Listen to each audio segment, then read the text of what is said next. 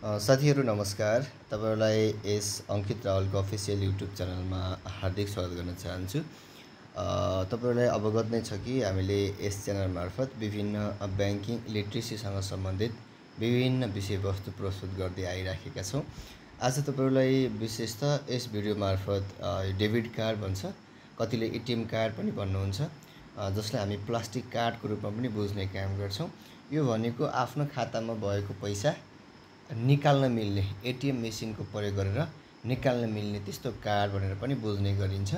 जुन डेबिट कार्डको आवेदन फारम अथवा तपाई बैंक तथा वित्तीय संस्थामा जानुभयो र तपाईले मलाई एटीएम बनाउने भनेर भन्नुभयो भने तपाईलाई एउटा फर्म प्रोवाइड गर्ने काम गर्छन्।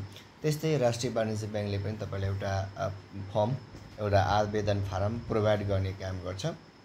त्यो फारम भर्ने बेला धेरैले कन्फ्युजन मानिराख्नु भएको हुन्छ, के भर्ने भनेर एकदमै कन्फ्युजन भइराखेको हुन्छ। त्यसकारणले गर्दा तपाईहरुलाई आज चाहिँ यस भिडियोमा भर्नुपर्ने न्यूनतम कुराहरु, सबैभन्दा पनि न्यूनतम के मात्रै भर्नुभयो भने तपाईलाई पुग्छ भन्ने विषयमा आज म जानकारी गर्न चाहन्छु। कृपया यसको बारेमा जानकारी लिन चाहनुहुन्छ, कसरी त्यो फारम भर्ने भन्ने कुरामा इन्फर्मेसन लिन चाहनुहुन्छ भने भिडियोलाई अन्तिम समय हेर्ने प्रयास गर्नुहोला भन्न चाहन्छु।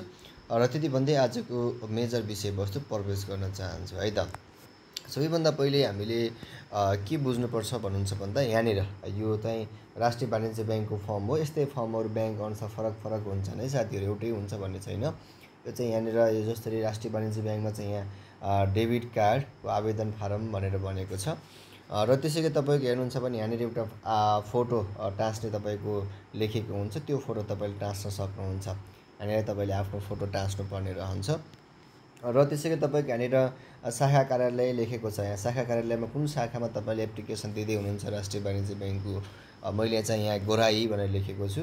गोराई शाखामा एप्लाई गर्ने भने गोराई लेख्नु पर्यो, तुलसीपुर शाखामा एप्लाई गर्ने हो भने तुलसीपुर शाखाबाट तुलसीपुर भनेर लेख्नु पर्यो। र त्यसैले तपाईको हेर्नुहुन्छ भने यहाँ कार्डको प्रकार भनेर लेखेको छ। विभिन्न प्रकारहरु जस्तो तपाईको हेर्नुहुन्छ भने यूपीआई कार्ड, नेहरू भन्छ, भिजा भन्छ, तपाईको भिजा अन्तर्राष्ट्रिय ट्राभल भनेर भन्छ, विभिन्न तपाईको कार्डहरु रहेको हुन्छ। तपाईले सामान्यतया मैले यहाँ चाहिँ भिजा भनेर टिक लगाइदिएको छु। तपाईले भिजा चाहिन्छ भने भिजा तपाईले एप्लाई गर्न सक्नुहुन्छ। यो तपाईको कार्डको प्रोडक्टको प्रकार हो है, डेबिट कार्डको प्रकार हो। तपाईले सामान्यतया भिजा नै उपयुक्त हुन्छ तपाईहरुको लागि है। त्यसले गर्दाखेरि भिजामा तपाईले टिक लगाउन सक्नुहुन्छ।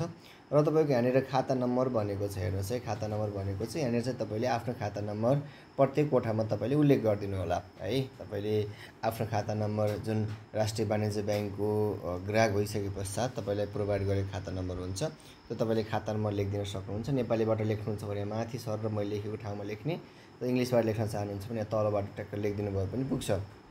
यसै तपाईले खाता नम्बर उल्लेख गर्न सक्नुहुन्छ। र तपाईको यहाँ कार्डको किसिम भन्छ। कार्डको किसिम अन्तर्गत तपाईको एउटा प्रिन्सिपल कार्ड भन्छ, एउटा चाहिँ सप्लिमेन्ट्री कार्ड भन्छ। तपाईले प्रिन्सिपल कार्डमा आफै स्वयंले लिनुपर्ने भयो भने त्यस्तो अवस्थामा तपाईले उल्लेख गर्न सक्नुहुन्छ। यहाँ चाहिँ प्रिन्सिपल कार्डमा तपाईले उल्लेख गर्नुपर्ने हुन्छ। र त्यसैगरी तपाईले साथीहरु के गर्नुपर्छ भन्नुहुन्छ भन्दा अब यहाँ चाहिँ तपाईको डिटेल्स, तपाईको इन्फर्मेसन प्रोवाइड गर्नुपर्ने हुन्छ। त्यो इन्फर्मेसन प्रोवाइड अन्तर्गत हेर्नुहुन्छ भने जस्तो तपाईको नाम है, तपाईको सुरुमा नाम के हो, नाम उल्लेख गर्नु पर्यो। मैले यहाँ अंकित भनेर लेखेको छु। मेरो बीचको नाम छैन, त्यसकारणले गर्दा मैले बीचको नाम उल्लेख गरेको छैन। र थरमा चाहिँ तपाईले मेरो आफ्नो थर रावल भनेर लेखेको छु। र तपाईको जन्ममिति है, जन्ममितिमा चाहिँ मेरो जन्ममिति यहाँ लेखेको छु, तर मेरो रियल जन्ममिति भन्दा पनि एउटा डेट है, यसरी तपाईले आफ्नो जन्ममिति लेखिदिन सक्नुहुन्छ है त। यसरी लेख्नु होला आफ्नो जन्ममिति। नेपालीमा, इंग्लिशमा लेख्नुहुन्छ भने चाहिँ तपाईले एसपी सम्बन्धमा लेख्नुपर्छ भन्ने कुरा उल्लेख गरेको छ। कसरी लेख्ने भन्ने कुरा यहाँ फर्ममा पहिला दिन, त्यसपछि महिना, त्यसपछि इयर लेख्ने भन्ने कुरा उल्लेख गरेको छ। र धेरै साथीहरु कन्फ्युजन हुने एउटा पार्ट के हो भन्नुहुन्छ भन्दा धेरै साथीहरुले फर्म भर्ने बेला कन्फ्युजन हुने यो आमाको माइतीको थर भन्छ, बुझ्नु नि हो, यो माइडेन नेम भन्छ। यो आमाको माइतीको थर के हो त भन्दाखेरि जस्तो मेरो है, म अंकित रावल भए, मेरो चाहिँ मामा घरको थर भन्न खोजेको कि मेरो मम्मीको माइतको थर के हो भन्ने कुरा उल्लेख गर्नुपर्छ। थर मात्रै चाहिन्छ साथीहरु यो फर्ममा। मैले यहाँ सिंह ठकुरी भनेर लेखेको छु, बुझ्नु नि, मेरो सिंह ठकुरी लेखेको छु। त्यस्तै तपाईको के हो, जे हुन्छ त्यो कुरा तपाईले यहाँ इन्क्लुड गर्नुपर्ने रहन्छ। र त्यसैले तपाईको ठेगाना भनेर भनेको छ। ठेगानामा चाहिँ जस्तो मेरो ठेगाना कहाँ हो भन्नुहुन्छ भन्दा सामान्यतया कुन जिल्ला, जिल्ला चाहिँ दाङ भयो, दाङ लेखे। अनि तपाईँ एड्रेस कुन नगरपालिका हो गोराई भनेर लेखेँ। त्यसपछि कति नम्बर वडा हो, मैले वडा नम्बर 15 लेखेँ। टोल कुन भन्दाखेरि रतनपुर भनेर म रतनपुर लेखेको छु। र त्यसै तपाईँले अर्को उल्लेख गर्नुपर्ने कुरा के हो भन्नुहुन्छ भन्दा है यसमा चाहिँ मोबाइल नम्बर भनिराखेको हुन्छ। मोबाइल नम्बर तपाईँले उल्लेख गर्नुपर्ने हुन्छ, जुन यो नम्बर चाहिँ भ्यालिड मोबाइल नम्बर तपाईँले उल्लेख गर्नु होला। रियल मोबाइल नम्बर है तपाईँको राइट मोबाइल नम्बर लेख्नु होला। त्यो मोबाइल नम्बरले के हुन्छ भन्नुहुन्छ भन्दा भोलि तपाईँको कार्ड आयो कि आएन भन्ने कुरा, तपाईँको कार्ड एक्टिभेट भयो कि भएन भन्ने कुरा सबै म्यासेज जाने काम गर्छ। र आवश्यकता अनुसार तपाईँले इमेल पनि लेख्न सक्नुहुन्छ। इमेल चाहिँ कम्पलसरी छैन यसमा, बुझ्नु नि, लेख्नै पर्ने छैन। छ भने लेख्दा हुन्छ, नत्र पनि आवश्यकता छैन। यति कुरा तपाईँले उल्लेख गर्नुपर्ने रहन्छ। र तपाईँले अन्तिममा तपाईँले गर्नुपर्ने भनेको तपाईँले सिग्नेचर है हस्ताक्षर गर्नुपर्ने हुन्छ। तपाईँ आवेदक हुनुहुन्छ भने आवेदकको सिग्नेचर डेट लेखिदिने।